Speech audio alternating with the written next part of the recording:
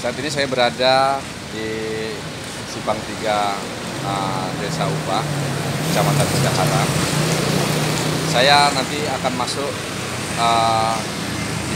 dari Simpang 3 ini masuk ke dalam. Itu dikabarkan jalan dari Simpang 3 ini sampai menuju pajak Desa Upah itu hancur berat. Informasinya jalan itu sudah setahun hancur, namun belum ada perbaikan dari pemerintah daerah. Ruas jalan di kawasan Simpang 4 Upah, Kecamatan Bendahara, Aceh Tamiang, dipenuhi lubang besar alias rusak parah. Status jalan kabupaten yang menghubungkan sejumlah kecamatan itu sudah setahun rusak parah, namun tidak pernah diperbaiki oleh pemerintah daerah Aceh Tamiang.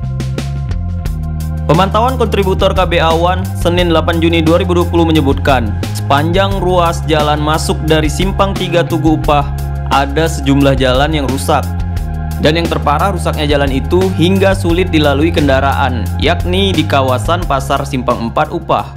Bang, sudah berapa bulan jalan ini rusak, Bang? Sudah lebih kurang hampir setahun.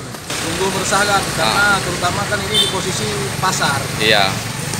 Ditambah dengan hujan lagi, genangan air. Iya. Ditambah dengan mobil-mobil proyek lewat. Mobil proyek, mobil besar. Sehingga membuat kemacetan, Bang, ya? Timbul kemacetan. Iya. Harapan Abang apa ini, Bang? Ya, tanggapan saya secepat mungkin lah pemerintah daerah memperhatikan jalan ini lah supaya normal kembali lah, supaya untuk mengurangi kemacetan di Pasar Upah ini. Menurut warga setempat, Maula Zikri, jalan di Simpang 4 Upah pasar tersebut mengalami rusak lebih kurang 1 tahun, tapi belum pernah diperbaiki oleh pihak Pemda setempat. Akibatnya setiap hari membuat kemacetan di kawasan itu.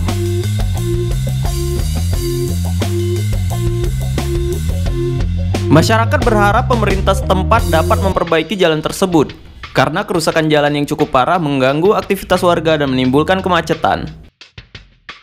Terlebih ketika hujan, jalan dipastikan tergenang oleh air. Dari Aceh Tamiang, KBA.One.